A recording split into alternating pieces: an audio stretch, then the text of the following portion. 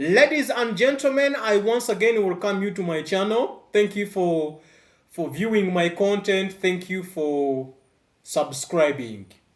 I would like to continue with the subject of discussing how the Ugandan citizen can be liberated from circles of poverty, especially dealing with the young generation. Our parents who have gone to school have supported us. We thank them. But we also understand that they also went through very many years of education before they started working. And those who are actually wealthy today were going to school while having some side ventures. And that art is lacking today. We see a child study from nursery to primary to secondary to university unemployed. And that situation keeps the young generation dependent on their parents, and they have no skills whatsoever of how to build wealth. So the parents are wealthy, they are involved in several businesses, and then we find that you find that a student of university, if they are given a crate of soda to go to the street and make profit, they mess up their accounts.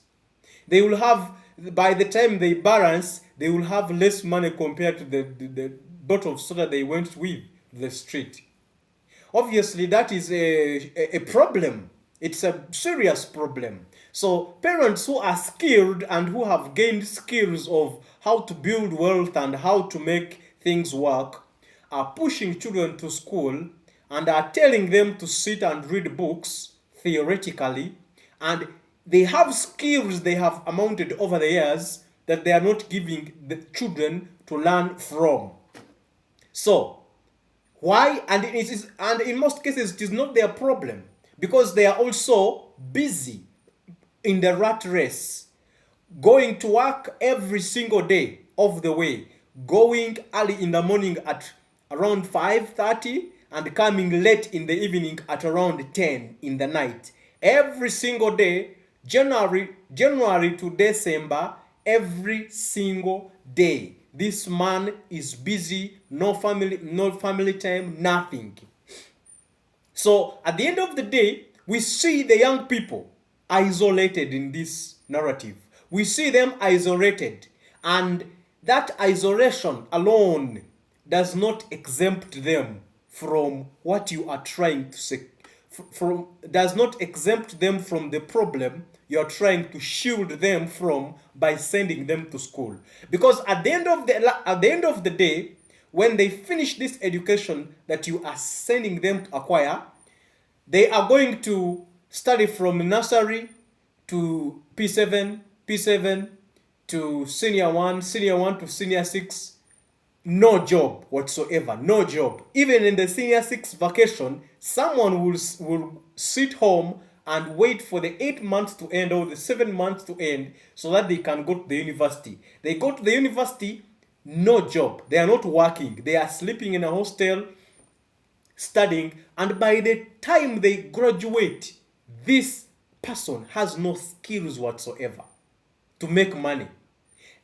And even if they got a job, they would work by experience. I have learned that someone who has no skills of making money, they can be on a job and work for 10 years and still have nothing.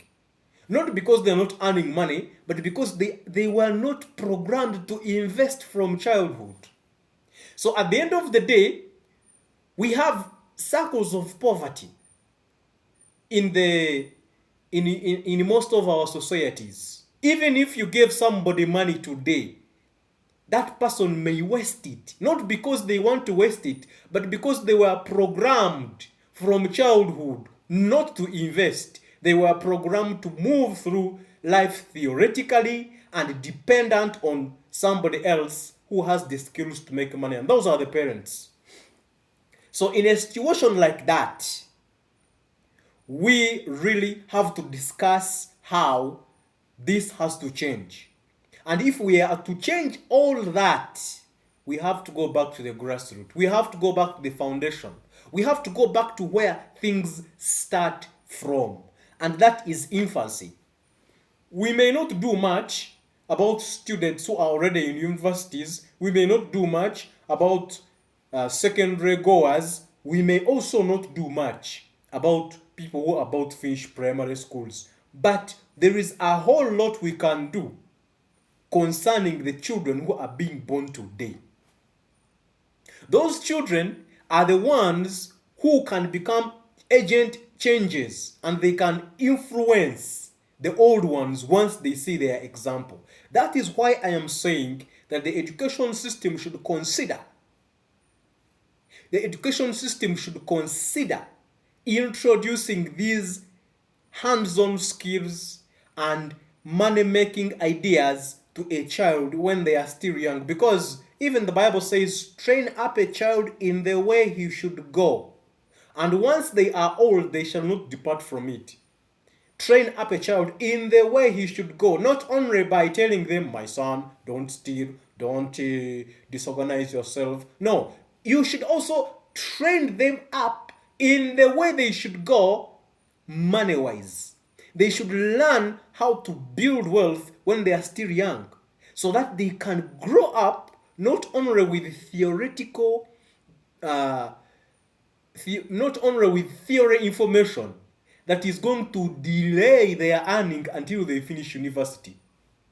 That is why I am saying, if I had 30 million Ugandan shillings, I would start a school that is going to completely change the whole system from childhood, introducing skills, or of course on a lower level, skills that are involving a child in the wealth building process,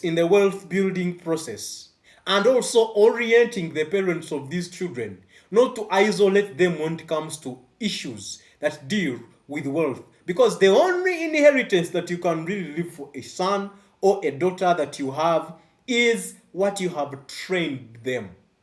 The assets you have amounted over the years, once you are called home, chances are high that they will be sold off at a cheap price so that somebody can get something small.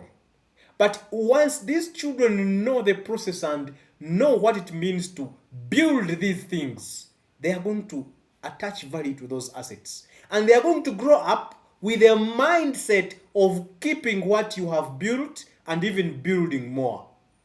In that way, you are not going to lose anything. Thank you so much for watching. God bless you and have a blessed time.